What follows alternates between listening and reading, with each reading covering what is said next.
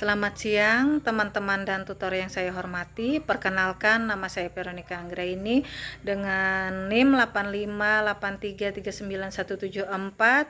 Saya dari program studi pendidikan guru anak usia dini. Pada kesempatan ini saya akan menyampaikan refleksi tentang pelajaran dari sejarah Pancasila bagi generasi muda. Pancasila merupakan dasar negara Indonesia yang tidak lahir secara tiba-tiba, melainkan melalui proses sejarah yang panjang dan penuh perjuangan. Para pendiri bangsa merumuskan Pancasila dengan mempertimbangkan keberagaman bangsa Indonesia, baik dari segi suku, agama, budaya, maupun bahasa. Dimulai dari sidang BPUPKI, kemudian Piagam Jakarta, hingga akhirnya disahkan dalam Undang-Undang Dasar 1945. Pancasila menjadi pondasi utama dalam kehidupan berbangsa dan bernegara. Namun, perjalanan Pancasila tidak berhenti pada saat pengesahan tersebut.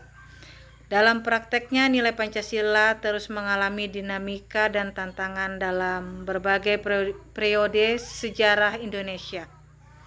Mulai dari masa awal kemerdekaan, masa Republik Indonesia Serikat atau RIS, masa demokrasi terpimpin, masa Orde Baru, hingga masa reformasi. Setiap periode tersebut memberikan pelajaran penting tentang bagaimana Pancasila diterapkan, disalahgunakan maupun diperjuangkan kembali oleh rakyat Indonesia. Pada masa awal kemerdekaan, bangsa Indonesia menghadapi berbagai tantangan besar, seperti mempertahankan kemerdekaan dari penjajah dan membangun sistem pemerintahan yang stabil. Pada masa ini, Pancasila menjadi alat pemersatu bangsa yang sangat penting. Nilai persatuan dalam sila ketiga benar-benar diuji karena Indonesia terdiri dari berbagai perbedaan yang berpotensi menimbulkan konflik. Namun, dengan semangat kebangsaan, bangsa Indonesia mampu bertahan dan memperjuangkan kemerdekaannya. Kemudian, pada masa Republik Indonesia Serikat atau RIS, Indonesia sempat mengalami perubahan bentuk negara menjadi federal. Hal ini merupakan hasil dari tekanan politik dan perjanjian dengan pihak Belanda. Dalam konteks ini, Pancasila tetap menjadi dasar negara, tetapi implementasinya menghadapi tantangan karena adanya perbedaan kepentingan antar daerah. Meskipun demikian, bangsa Indonesia akhirnya kembali ke bentuk negara kesatuan yang menunjukkan kuatnya nilai persatuan sebagai bagian dari Pancasila. Selanjutnya, pada masa demokrasi terpimpin, terjadi perubahan dalam sistem pemerintahan yang lebih terpusat pada satu pemimpin. Pada masa ini, Pancasila masih diakui sebagai dasar negara, tetapi dalam prakteknya, kebebasan berpendapat dan demokrasi tidak berjalan dengan optimal. Hal ini menunjukkan bahwa nilai-nilai Pancasila, khususnya sila keempat tentang kerakyatan, belum sepenuhnya diterapkan dengan baik. Kemudian pada masa Orde Baru, pemerintah berusaha menstabilkan kondisi negara dan menjadikan Pancasila sebagai asas tunggal dalam kehidupan berbangsa.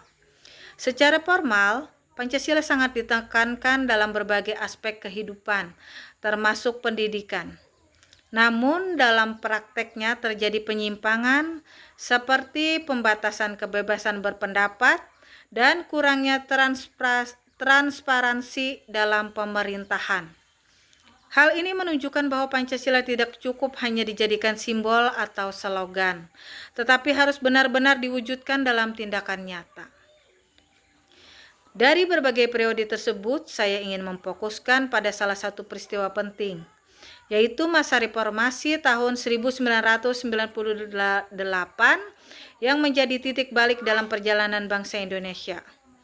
Reformasi terjadi karena adanya ketidakpuasan rakyat terhadap kondisi pada masa Orde Baru. Saat itu kekuasaan terpusat pada satu pihak, kebebasan masyarakat dibatasi, dan terjadi berbagai ketimpangan sosial serta ekonomi. Banyak masyarakat merasa bahwa nilai-nilai Pancasila, terutama keadilan dan demokrasi, tidak dijalankan dengan semestinya. Akhirnya mahasiswa dan masyarakat bersatu untuk menyuarakan perubahan. Mereka melakukan aksi demonstrasi di berbagai daerah, menuntut adanya pemerintah yang lebih demokratis, transparan, dan bertanggung jawab. Gerakan ini menjadi bukti bahwa rakyat memiliki peran penting dalam menjaga arah bangsa. Puncaknya terjadi perubahan besar dalam sistem pemerintahan Indonesia yang membuka jalan bagi era reformasi. Dalam peristiwa reformasi ini, kita dapat melihat beberapa nilai Pancasila yang jelas. Pertama, sila keempat, yaitu kerakyatan yang dipimpin oleh hikmat kebijaksanaan dalam permusyawaratan perwakilan. Nilai ini terjadi dari keberanian rakyat dalam menyampaikan aspirasi dan menuntut haknya secara kolektif. Kedua, sila kelima, yaitu keadilan sosial bagi seluruh rakyat Indonesia. Reformasi lahir dari keinginan masyarakat untuk mendapatkan keadilan dalam berbagai bidang, baik ekonomi, hukum, maupun sosial. Ketiga, sila ketiga, yaitu persatuan Indonesia. Walaupun memiliki latar belakang yang berbeda-beda, mereka tetap bersatu dalam satu tujuan, yaitu memperbaiki kondisi bangsa. Refleksi saya dari perjalanan sejarah Pancasila ini, kita dapat belajar bahwa Pancasila bukan hanya sekedar dasar negara yang dihafalkan, tetapi merupakan nilai hidup yang harus diterapkan dalam kehidupan sehari-hari. Ketika nilai-nilai Pancasila tidak dijalankan dengan baik, maka akan muncul berbagai permasalahan, seperti ketidakadilan, konflik sosial, dan krisis kepercayaan terhadap pemerintah. Sebagai generasi muda, kita memiliki tanggung jawab besar untuk menjaga dan mengamalkan nilai-nilai Pancasila. Di era globalisasi dan digital seperti sekarang, tantangan yang kita hadapi mungkin berbeda dengan masa lalu, tetapi nilai-nilai Pancasila tetap relevan. Misalnya dalam kehidupan sehari-hari, kita dapat menerapkan nilai Pancasila dengan cara menghargai perbedaan pendapat. Tidak mudah terprovokasi oleh informasi yang belum jelas kebenarannya, serta menjaga sikap toleransi terhadap sesama. Selain itu, kita juga harus berani menyuarakan kebenaran, tetapi tetap dengan cara yang santun dan bertanggung jawab. Kita bisa juga berkontribusi melalui hal-hal sederhana seperti bekerja sama dalam kegiatan sosial, membantu sesama, serta menjaga persatuan di lingkungan sekitar. Hal-hal kecil ini jika dilakukan secara konsisten akan memberikan dampak besar bagi kehidupan bermasyarakat. Selain itu, penting bagi kita untuk memahami bahwa Pancasila bukan hanya memiliki masa lalu, tetapi juga pedoman untuk masa depan. Generasi muda harus mampu menjadikan Pancasila sebagai dasar berpikir, bersikap, dan bertindak agar bangsa Indonesia tetap kuat di tengah-tengah berbagai tantangan global.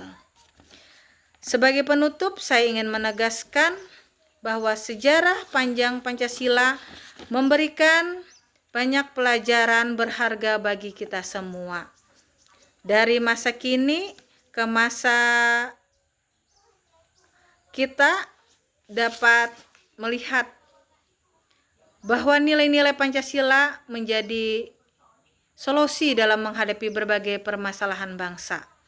Oleh karena itu, sebagai generasi muda, kita tidak hanya menuntut untuk memahami sejarah Pancasila, tetapi juga untuk merefleksikan dan mengamalkannya dalam kehidupan sehari-hari. Dengan demikian, kita dapat menjadi generasi yang tidak hanya cerdas secara akademis, tetapi juga memiliki karakter yang kuat sesuai dengan nilai-nilai Pancasila. Demikian yang dapat saya sampaikan. Terima kasih atas perhatian teman-teman semuanya. Selamat siang dan terima kasih.